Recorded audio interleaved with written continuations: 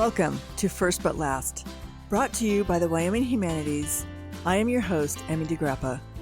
Wyoming is called the Equality State because we were the first to give women the right to vote. 150 years later, we wonder what Wyoming women think about the progress toward equality now. Let's find out, and thank you for listening.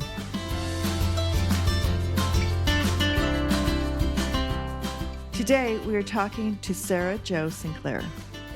Sarah was born and raised on a ranch in eastern Montana. She has a BA in literature and a master's in liberal arts. She moved to Wyoming in 2009, and she now teaches composition, creative writing, and literature classes at Sheridan College. Welcome, Sarah. Thank you. It's great to be here with you today. I love having you, and I love that I'm going to hear about your journey to Wyoming. Yeah, it was a very intentional and deliberate journey, but a good one for us. Exciting. Not what I expected of my life, I don't think. Oh, really? Why is that? I don't know that I had a concrete plan. I grew up in the West and have always loved the rural West, but I was anxious to get out and explore and see, and didn't know that it would take me a decade to get back, and didn't know that it would be Wyoming. That happened because of my family and wanting to raise children in a place that looked like the home I knew as a child. Do you consider yourself a ranch girl because you grew up on a ranch in eastern Montana? I have fought that identity, I think, most of my life, but I do now. In my 40s, I look back and it's definitely a part of who I am. The land seeps into your soul when you grow up that way. And I think it just took a while to sort of conceptualize a cowgirl or a ranch kid in a way that looked a little bit different, a little bit more like me. It's definitely something I claim now with a great deal of pride. Many generations of a ranching family and a tie to the land that's really important to me and to my family. But it took a while to embrace that identity for sure. Right. So you ran away to the East Coast? I did. I first ran away from eastern Montana to Bozeman, which for undergraduate work. And at the time that didn't feel far enough. But I loved Bozeman. I had a wonderful experience studying there in the English department. But I fell in love with a Navy pilot and was pretty desperate to follow him around the world. And we went to the East Coast and then overseas for quite a few years, and then back to the East Coast and then home to Wyoming. Okay, so now you consider Wyoming your home. Home. This is definitely home forever, I think. Oh, good. Yeah, I'm absolutely. glad to hear that. Yeah. And you have two boys. I have two boys. I have teenagers. It's official. I have a 13-year-old and a 15-year-old who are great kids. It's that teenage adventure. I'm learning to parent teenagers. It's a pretty, it's a roller coaster. It's a roller coaster, but it's fun, all right. But yeah. It's fun. And they are Wyoming boys through and through. And this is the right place for them to grow up. This is the spot for us. This year, and for the next couple of years, Wyoming is celebrating being the first state to give women the right to vote. Yeah. Which is a big commemoration. And then also celebrating as a country, giving women the right to vote in the 19th Amendment. And so in Wyoming, we're asking women across the state, how does equality feel for a woman in the equality state? Yeah, it is such a good question. And I think for me, the answer to that question has evolved and continues to evolve as I spend more time here in Wyoming and as my career evolves. I feel differently about it. I really used to believe, and I think this comes from that ranch heritage, that work was the great equalizer. As a child, I worked right alongside my family, my mother and my brothers and my father, most days, and certainly every weekend, moving cattle and farming and ranching. And I worked as hard as my brothers and as hard as my mom. And I used to really believe that hard work was an equalizer. I remember the best compliment I ever got as a young woman was, "Oh, she's a hand," that great Wyoming compliment of hard work. And I believed that. I think going into college, as an adult woman raising children, I'm not quite as confident in that equalizing factor. I feel the slow and steady need for continued work on women's issues and finding an equal or at least equitable spot within the workforce, within state politics, within leadership in communities. It still feels like steady, slow, hard work for women. My ideas about it have evolved considerably, I think, since I was a young woman growing up in the West. Right. So, have you had any challenges in your career that you saw a distinct difference between how men were treated and how women were treated? I've been in the community college setting for about 13 years. I started teaching while my husband was still in the military in Maryland. I worked at a very large community college, one of the largest in the country. I was one of 46 part-time English faculty members, and I didn't notice a huge difference. I think there were so many of us. And as I came back west with that population shrinking and those faculty numbers are smaller, I did notice sort of a gravitas that comes along with being male in the academic world.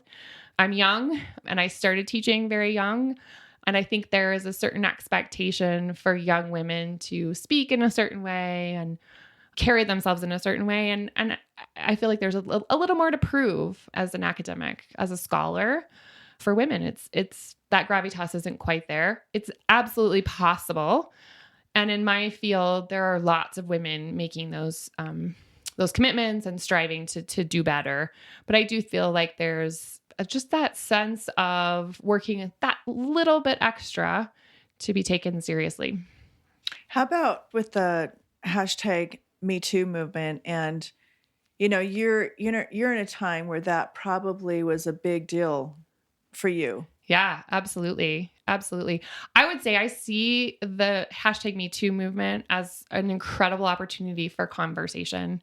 My world, both personally and professionally, is a world of words. I work in communication and teaching English, and it provides this opportunity to talk about experiences that women have had for generations. And I have those conversations on lots of levels. I can have them with my students in the classroom and choose work that we can talk about that. I can have it with my boys, my teenage boys. It's a great opportunity to talk, I think. And I've had those conversations.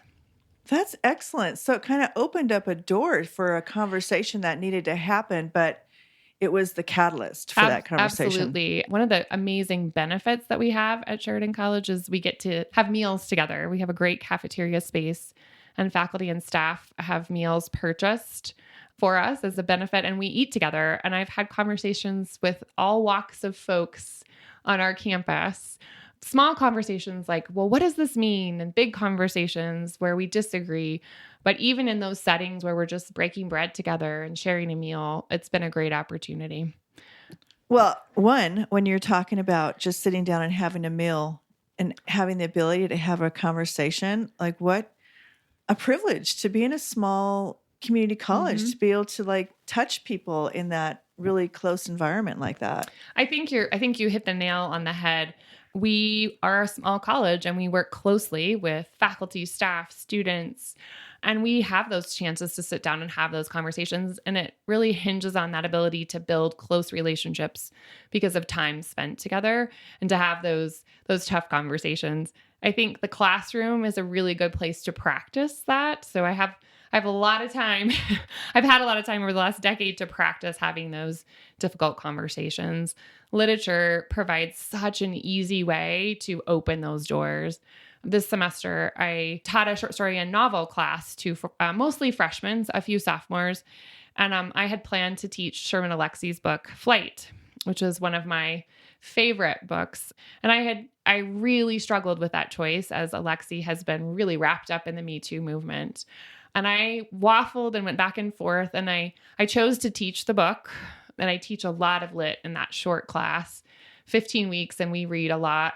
So we had a couple of weeks to focus on the text, and we spent a great deal of that time talking about what is the Me Too movement? What does it mean? What do we think about it? It was an introduction for most of the students to that, the whole concept. So I look for those opportunities. Well, that is right. Yeah. Sometimes it's a little scary to stand in front of a classroom and have those tough conversations, but it feels paramount to me. So how does it feel when you're talking to your boys? It feels really hard, really hard. I'm never quite sure what to say. I'm a pretty permissive parent in that I like to discuss things rather than make rules, but we have a lot of conversations. I worry for them. I think we need to begin to start talking about sexual harassment on a spectrum. We do have to acknowledge that there are very egregious offenses, and there are some that are a little that come from a place that's a little more out of ignorance. And so we've tried to talk about that with the kids, the spectrum, and being clear and centered really on this whole idea of communication and conversations. They're not easy conversations, but I find that if we have them frequently, that they go pretty well. I think if we tried to have one big conversation, that would be difficult, but we talk about it often. And do they think that the #MeToo movement has changed how they communicate with girls? Oh, absolutely. Absolutely. I mean, my ninth grader, first movie date, we had a conversation and I think he was terrified, and that makes me feel bad. And so we had to have a conversation about, you have a great gut, you're a good kid and you think well. But yeah, I think it definitely has changed the way they interact with the world. And they're also, I'm attempting to raise feminists, even though I have 2 boys. That's a goal for sure, to raise progressive feminist men. And they don't have to agree with me. They don't have to be activists, but they have to be thoughtful. And that's an expectation. So not always an easy parenting road, but again, the classroom has given me practice working with young people, and I think we're on the right track about half the time, maybe 75% of the time. But I think it's definitely, those conversations definitely have affected the way they move through the world, for sure. And how are you mentoring young women that are either in your class, or are you in advocacy groups, or what are you doing to make a difference for women? So I think the place for me in my life that has been the easiest place to advocate for young women outside of my classroom, inside my classroom, I identify very frankly with students when they ask. It's not how I start my classes, but I identify in a very straightforward manner. I'm a progressive feminist, and feminist is not a bad word. And usually that comes out later in the semester, and just being able to say, yes, you have this relationship with me. And that's a word that I use to identify myself. And I've had lots of folks say to me, really? Are you sure you have the right word? You don't seem like you're that kind of person. So I think that is helpful to move that conversation. I have a lot of contact with the College Writing Center, and I've been able to identify, half a dozen young women that are well suited to work in that environment, and mentoring them to find their own voice, whatever that voice may look like. And I've had young women that their voice they think and read and talk the way I do, but I have worked with other young women who choose very different paths, but I'm able to carve out space for them and help them to build relationships with faculty and staff that they might not otherwise get. But we can employ them in the writing center if they have the right skill set, and give them lots to read and lots to think about. I've created some incredible, long-lasting friendships with students out of that writing center as well. That's excellent. Yeah. You said something, and I want to go back to it, because you said that you're a progressive feminist, right? Yes. But you also made reference to the fact that people see that as negative. Yeah. In Wyoming, I felt that. I'm sure it's not everybody, but I felt that here. So what is the negative that you think? I think there's, unfortunately, a militancy that's been associated with feminism, and an extremism that is sometimes associated with feminism. And to me, it's a burden, but a privilege to attempt to try to unpack those ideas and really think about what is the goal of looking for equity. And to me, it's about choice and having every opportunity to make our own choices, to not make our biology our destiny, as our foremothers, my mom's generation, said. And I think that we can show through our actions, it kind of links me back to that hard work as an equalizer, right? So I can throw around a straw bale, and I can saddle my horse and sort of prove through my work ethic and my behavior what kind of person I am in Wyoming. That works really well. Mm-hmm. Hey, it also turns out, in addition to that, I'm a feminist. I believe in looking for equity and working for equity for women. So I think we're in a place where we do have some tools that may look a little different than other places. It's pretty hard to not build a relationship with someone when you're working really hard physically alongside them. But I think the negativity comes from stereotypes, just like anything. Yeah, I think that's my best answer. Right. Yeah. And I think that's an excellent perspective and answer to the fact that when we have to stand up for ourselves, and if the male counterpart pushes back, just like when we were getting the right to vote, it looks very militant. Yeah, it does. Because we are fighting for that right. Yep. And so then it develops this negative connotation that we really don't want it to have, but it was never intended to be that. Yeah, absolutely. And some of it is the heritage that my mom brought to me. She brought both that ranch heritage and this idea of using your voice and speaking and showing through hard work and persistence what kind of human being you are. So it's a long legacy in my family, I'd like to think. We'll see how these teenage boys handle it. We'll see.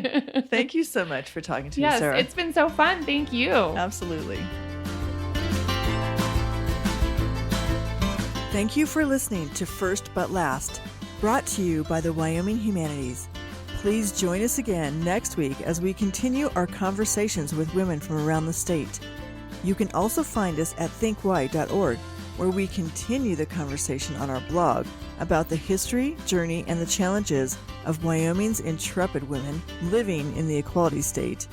And if you enjoyed this episode, please subscribe to the show and leave us a review on iTunes. Thank you for listening.